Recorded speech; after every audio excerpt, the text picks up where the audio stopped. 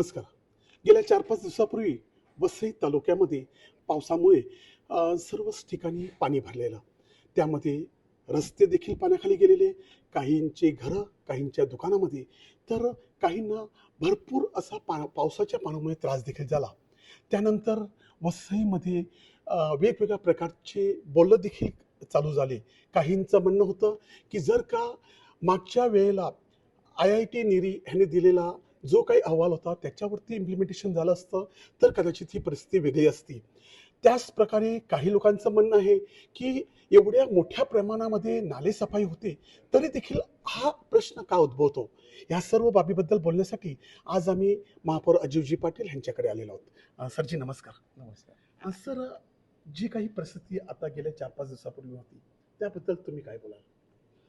बघा की MMR रिजनमध्ये मुंबईच्या आजूबाजूच्या ज्या पण महापालिका आहेत त्या सगळ्यात लो लाईनला असेल तर वसई विरार महापालिकेचं क्षेत्र समुद्र सपाटीपासून सगळ्यात खालच्या पातळीवर आहे. आज मोठ्या प्रमाणामध्ये पाऊस झाला आणि हा पाऊस झाल्यानंतर तुम्ही बघितलं असेल की रेकॉर्ड ब्रेक म्हणजे आपल्या इतिहासामध्ये सतत इतके दिवस आणि एवढ्या मोठ्या प्रमाणामध्ये पाऊस पडण्याचा हा प्रकार जो आहे हा पहिल्यांदा घडलेला आहे. कधीतरी प्रश्न येतो की अन्य कारणामुळे इकडे पावसाचं पाणी एवढं साठलं का? तर आपल्याला लगत असलेल्या पालघर जिल्ह्यातील केळवा किंवा पालघर भागामधल्या अनेक ठिकाणी कुठचाही विकास झालेला नाही, शेतीवाडी आहे. अशा ठिकाणी देखील लोकांना घराच्या छपरावर जाऊन चढून राहायला लागलं, एवढं पाणी आलेलं होतं. त्याचं कारण होतं का निसर्गाचा कोप झालेला होता. आपल्या दोन्ही बाजूला वसई तालुक्याच्या वैतरणा खाडी आणि उल्हास नदीचं येणारं म्हणजे वसई खाडी, असं वैतरणा आणि दोन्ही खाडीच्या मध्ये आपण वसलेलो आहोत. अशावेळी हा सतत पडणाऱ्या पावसामुळे हा पाणी जो पाऊस रेकॉर्ड ब्रेक त्यामुळे जलमय झालेला आणि ह्या निसर्गाच्या पुढे प्रयत्न महापालिकेने सगळे केले, अधिकाऱ्यांनी प्रयत्न केलं, सर्वपक्षीय नगरसेवक त्याच्यासाठी प्रयत्न करत होते. तुम्ही बघितलं असेल का आधी नालेसफाई करताना देखील प्रत्येक नगरसेवकाने आपापल्या विभागामध्ये नालेसफाई करून घेण्याचा प्रयत्न केलेला. नालेसफाई कुठेतरी नाल्यामध्ये पाणी अडलं आणि दुसऱ्या ठिकाणी पाणी नाही असा कुठचा एकही भाग नव्हता का जिकडे कुठेतरी पाणी अडलेलं आहे आणि तो पुढे जात नाही असं कुठे नव्हतं. तुम्ही बघितलं असेल का एका लेवलला सगळं पाणी झालेलं होतं समान पातळीमध्ये, म्हणजे समुद्रापासून खाडीपासून ते संपूर्ण पाणी जलमय झालं होतं. रेल्वे ट्रॅकमध्ये पण काही ठिकाणी पाणी होतं. त्याला अतिरिक्त आलेलं पाणी हे कारण होतं आणि यासाठी जो नीरीचा अहवाल आलेला आहे त्याच्यावर देखील सखोल आमची चर्चा चालू आहे. कारण नीरीचा अहवाल आल्यानंतर तुम्ही बघितलं असेल का प्रशासकीय राजवट आली आणि ते काम करण्यासाठी मोठ्या प्रमाणामध्ये निधीची आवश्यकता आहे आणि त्या निधीचे फॉलोअप गेल्या 5 वर्षात प्रशासकीय राजवटीमध्ये पाहिजे तसा झाला नाही, परंतु आम्ही ती सुरुवात केलेली आहे. त्यासाठी पावसाच्या आधीपासून आम्ही माननीय आयुक्त साहेब असतील, सर्व आमचे पदाधिकारी असतील, सर्वपक्षीय नगरसेवक असतील, आम्ही जमेल तिकडे त्या विभागामध्ये त्या वॉर्डमध्ये जाऊन नाल्यांची आणि पाणी निचरा होण्याच्या ठिकाणांची पाहणी केलेली आहे. तर भविष्यामध्ये आपल्याला कुठच्या उपाययोजना करू शकतो. आणि मी या आधी देखील पावसाच्या आधी देखील सांगितलेलं होतं की आपल्याकडे काय काय अडचणी आहेत.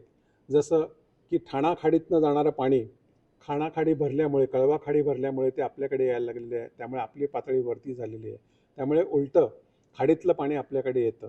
अशा अनेक अडचणी मी आधी देखील आपल्याला सांगितल्या होत्या आणि या सगळ्यातनं मार्ग काढण्यासाठी अजून 2-3 पर्यायी मार्ग आहेत. त्यासाठी थोडासा अवधी लागेल आणि त्याची प्लॅनिंग संपूर्ण चालू झालेली आहे, त्याचा सर्वे झालेला आहे. नाले नुसतं खोदून चालणार नाही, तर नाल्यामध्ये असलेले मॅनग्रोव्ज कसे हटवता येतील, नाले 3 पट रुंद कसे करता येतील आणि नीरीने सांगितलेल्या प्रत्येक गोष्टी करण्याचा प्रयत्न हा महापालिकेचा चालू आहे. काही थोडी निधीची आवश्यकता आहे, काही गोष्टीला आम्ही काटकसर करून यावेळी प्रायोरिटीने महत्त्वाचं का हे पाण्याचा निचरा होण्यासाठी जे जे काही करायला लागेल ते करण्याचा आमचा प्रयत्न आहे. आजच रेल्वे अधिकाऱ्यांबरोबर बैठक झाली, त्याच्यामध्ये त्यांच्याकडनं ज्या काही अडचणी निर्माण झालेल्या आहेत किंवा रेल्वेच्या क्रॉस लाईन ज्या आम्हाला पाहिजेत त्या खालून पाणी जाण्याचे मार्ग पाहिजेत किंवा त्यांच्या काही नवीन विकासामुळे रेल्वेच्या मार्ग अडकलेले आहेत ते कसे मोकळे करून घेता येतील त्याबाबत चर्चा झाली आणि निश्चित त्याने देखील सकारात्मक प्रतिसाद दिलेला आहे आणि लवकरात लवकर ह्याच्यावर मार्ग काढण्याचा आमचा प्रयत्न आहे. निरीने जे सांगितलेलं की होल्डिंग पॉन्ड्सची निर्मिती करावी, ह्यासाठी आपल्याकडे फंडचं देखील आवश्यकता आहे. परंतु तुम्ही महाराष्ट्र शासनाकडे किंवा केंद्र सरकारकडे यासाठी काही मागणी देखील करणार आहात का? बघा, राज्य सरकार, केंद्र सरकार यांच्याकडे तर आमचा पाठपुरावा चालूच आहे. फक्त होल्डिंग पॉईंटचा असा विषय आहे का बरेचसे होल्डिंग पॉईंट हे खाजगी जागेमध्ये आहेत आणि ते कसे ॲक्वायर करायचे ह्याचा आमचा प्रयत्न चालू आहे. आणि जे ॲक्वायर झालेले आहेत त्याचा विकास करण्यासाठी देखील प्लॅनिंग चालू झालेली आहे. तो तत्काळ होण्यासारख्या गोष्टी नाही, कारण होल्डिंग पॉईंटला फार मोठ्या प्रमाणामध्ये खर्च आहे. मध्येच आम्ही एक प्रयोग केलेला का बाबा त्या होल्डिंग पॉईंटमधली माती कोणी नेऊ शकतं का, परंतु ती ब्लॅक कॉटन माती असल्यामुळे, काळी माती असल्यामुळे कोणी तिकडे पुढाकार घेतला नाही माती नेण्यासाठी. परंतु आता त्या येत्या या मोसमामध्ये आम्ही त्याचं उत्खनन कसं करता येईल, होल्डिंग पॉईंट जो हँडओव्हर झालेला आहे, महापालिकेच्या ताब्यात आलेला आहे, तो करण्याचा प्रयत्न करतो. सध्या आपल्या जो काही पावसाचं पाणी भरलेला त्यामध्ये आतापर्यंत किती नुकसान झालेलं आहे ह्याचा तुम्ही काही अभ्यास केलेला आहे का? आणि नुकसानग्रस्त लोकांना काही तुम्ही सहकार्य करणार आहात? बघा, नुकसान मोठ्या प्रमाणामध्ये झालेलं आहे आणि त्या संबंधी आमचा महाराष्ट्र शासनाचे माननीय मुख्यमंत्री साहेबांशी आमचा पत्रव्यवहार चालू आहे. त्याच्यात मोठ्या प्रमाणामध्ये निधी आम्हाला मिळावा आणि मला वाटते आमच्या पत्राची दखलच घेऊन मुख्यमंत्र्यांनी देखील विधानसभेमध्ये मदतीची आम्हाला देणार असल्याचं घोषित केलेलं आहे. आमचा पाठपुरावा कंटिन्यू चालू आहे. लोकनेते हितेंद्र ठाकूर यांच्यामार्फत त्यांच्याशी संभाषण देखील झालेलं आहे आणि या सर्व परिस्थितीची जाणीव लोकनेते हितेंद्र ठाकूर यांनी माननीय मुख्यमंत्र्यांना दिलेली आहे, माननीय उपमुख्यमंत्री यांना दिलेली आहे आणि त्याच्यातनं विशेष निधी या वसई तालुक्याला मिळेल. आपत्कालीन मदत कार्य तुम्ही जे काही इथे सेंटर उभं केलेलं त्यामुळे ह्या वेळेला काही फायदा झाला असं वाटते? 100% आपत्कालीन व्यवस्थापन केंद्र झाल्यामुळे आम्ही दिवसरात्र असतील, आयुक्त असतील, सगळे अधिकारी असतील, आमचे सगळे पदाधिकारी असेल, आम्ही रात्री 2-2, 3-3 वाजेपर्यंत या ठिकाणी बसून होतो. सकाळी लवकर येत होतो, लोकांमध्ये मिसळत होतो, लोकांच्या समस्या जाणून घेत होतो. कारण शेवटी काय, या परिस्थितीमध्ये आम्ही असं ठरवलेलं की पूर निवळल्यानंतर नक्की काय समस्या ही कळू शकत नाही, पुरामध्येच समजू शकतं. त्यामुळे भर पुराच्या पाण्यामध्ये आम्ही संपूर्ण विभागामध्ये नायगाव खाडीपासून तर वैतरणा खाडीपर्यंत प्रत्येक विभागामध्ये प्रत्येक स्पॉटला आम्ही जाऊन आलो. जिकडे जिकडे गाडी जाऊ शकत नव्हती अशा ठिकाणी बोटीने देखील आम्ही जाऊन आलो आणि पाहणी केली का कुठे कुठे काय काय अडचणी आहेत आणि काय काय समस्या सॉल्व्ह करायला पाहिजेत. कारण हे परिस्थितीमध्येच होऊ शकतं, परिस्थिती निवळल्यानंतर ते लक्षात येऊ शकत नाही. त्यामुळे आम्ही माननीय आयुक्त स्वतः त्याच्यामध्ये जातीने आमच्याबरोबर होते, आमचे सगळे पदाधिकारी होते, आम्ही त्याची पाहणी केलेली आहे.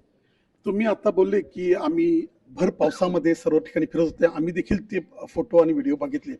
परंतु तुम्ही ज्या पावसाच्या पाण्यामधून लोकांना मार्गदर्शन करत होते तेव्हा तुमच्या मनात काहीतरी वेगळा विषय चालू होता.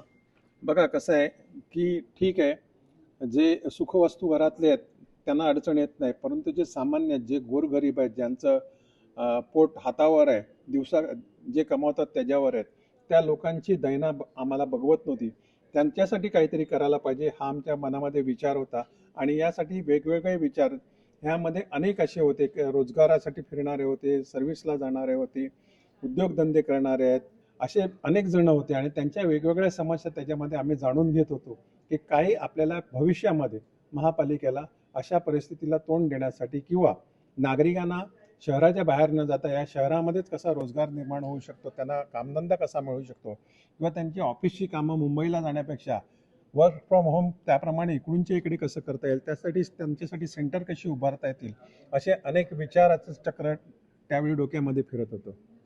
आता भविष्यात पुन्हा असं जलभराव होऊ नये यासाठी तुम्ही वसईच्या जनतेला काय सांगाल आणि तुमच्या काही उपाययोजना तुम्ही चालू केलेल्या आहेत? बघा, शेवटी तुम्ही बघितलं असेल का नैसर्गिक आपत्ती पुढे काहीच नाही. म्हणून मगाशी मी उदाहरण दिलं का पालघर जिल्ह्यामधलं का जिकडे काही नाही नुसती शेती आहे तिकडे देखील मोठ्या प्रमाणामध्ये पूर आलेला.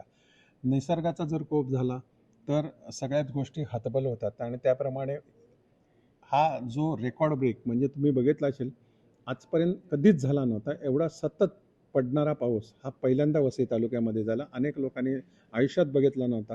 त्यांचं असं म्हणणं आहे का बाबा आम्ही आयुष्यात आमचं एवढं आयुष्य झालं त्यांनी बघितलं नव्हतं एवढा मोठ्या प्रमाणात पाऊस पडलेला आणि असे परिस्थिती निर्माण झालेली आहे.